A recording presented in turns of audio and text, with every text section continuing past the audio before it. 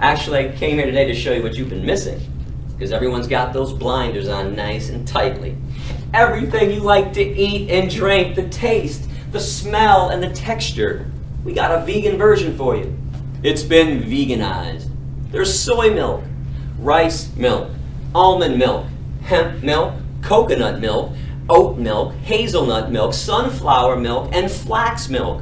You can mimic the taste and texture of meat with tofu and tempeh and seitan. Plus we got all those vegan meats made from plant products, not from chemicals. What about ethnic food? Middle Eastern food, falafel, tabbouleh, hummus, majedra, lentil soup. Asian food, stir-fried vegetables and tofu. Just remember when ordering Asian dishes, always order those dishes without fish sauce added to it. Indian food, aloo gobi. It's cauliflower, potatoes, and curry. It's delicious. Chana masala, chickpeas, and tomatoes.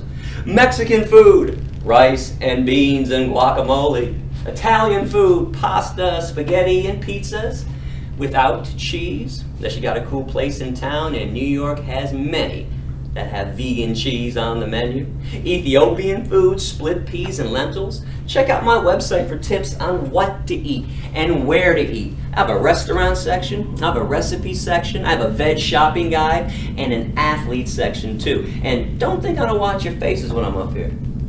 That's what I do when I'm preaching. I'm watching all your expressions. How come when I talk about tofu and pizzas without cheese, boy, catch a couple people in every classroom, start to wrinkle up their noses a little, eyes get a little wide and bulges, start glancing around the room at your friends like, tofu, is this guy crazy? Tempeh must be out of his mind. What the hell is seitan? Seitan, by the way, not Satan, seitan. It is wheat meat. It is meat that is made from wheat. So how come tofu and even fruits and veggies are considered gross to most people, but meat? Time to break meat down for everybody. You got 5 components to meat: blood, flesh, veins, muscles, and tendons. The cut-up corpse of a dismembered body? How does meat not qualify as disgusting and gross to everybody? How in the world is a liquid that oozes out of a cow's udder, a secretion that's loaded with pus that drips from an animal's body, how is this not considered gross? Come on, you guys love vomit. You adore some vomit in, on, and all over your food. Better give this one a pretty name. No one's going to want to buy and eat vomit unless we call it honey instead. Honey comes directly from a bee's stomach. It's regurgitated right through a bee's mouth. You can look that up with any wildlife biologist, but nobody wants to eat bee vomit nut Cheerios. We want honey nut Cheerios, so we lie to ourselves and play euphemism games. The standard diet of a meat, dairy, and egg eater is blood, flesh, veins, muscles, tendons, cow secretions, things that come out of a hen's ass, and bee vomit. And we're not done yet. Cooking turkeys for the holidays. Boy, people take a dead turkey, carve out a really big hole in that dead turkey's ass, take some stuffing, and shove it inside their dead empty ass, and use their little dead ass as an oven to bake some bread. Somebody else's dead empty bacteria-laden ass to make bread. Ass bread?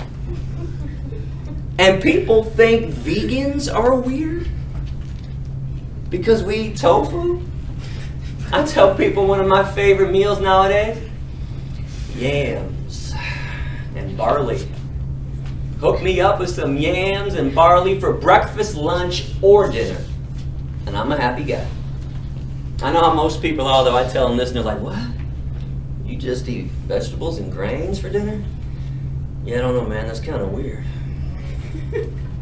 Okay.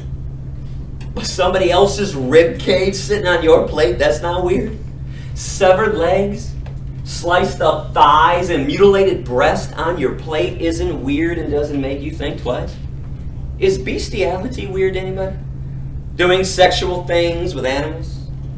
Because I used to think everybody thought so, but not even close, my meat, cheese, milk, egg-loving friends, because you engage in carnivorous bestiality on a daily basis, sometimes multiple times a day.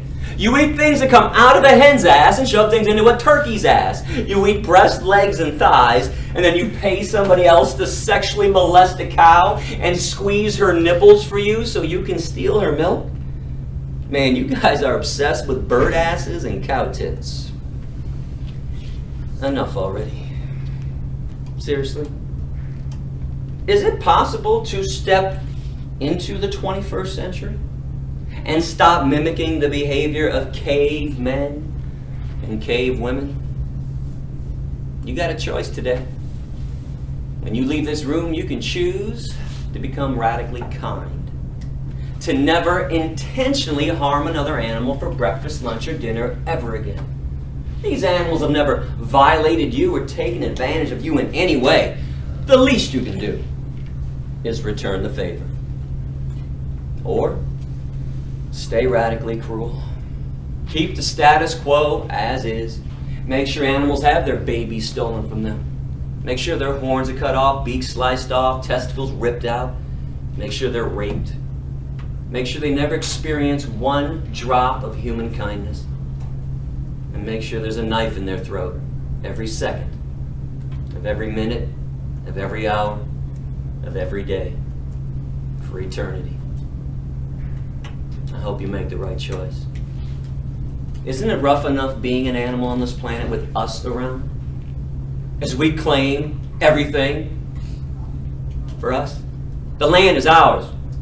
We pollute the air, the water, destroy the forest and the mountains. Do we have to maximize the cruelty that they already endure by eating them on top of it all? You want to talk about pouring salt into somebody else's wounds? 98%. And I want to leave you with this stat.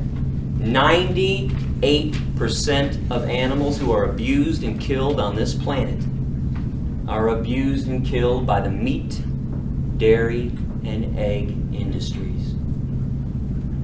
The least we can do is minimize the cruelty by living a vegan lifestyle.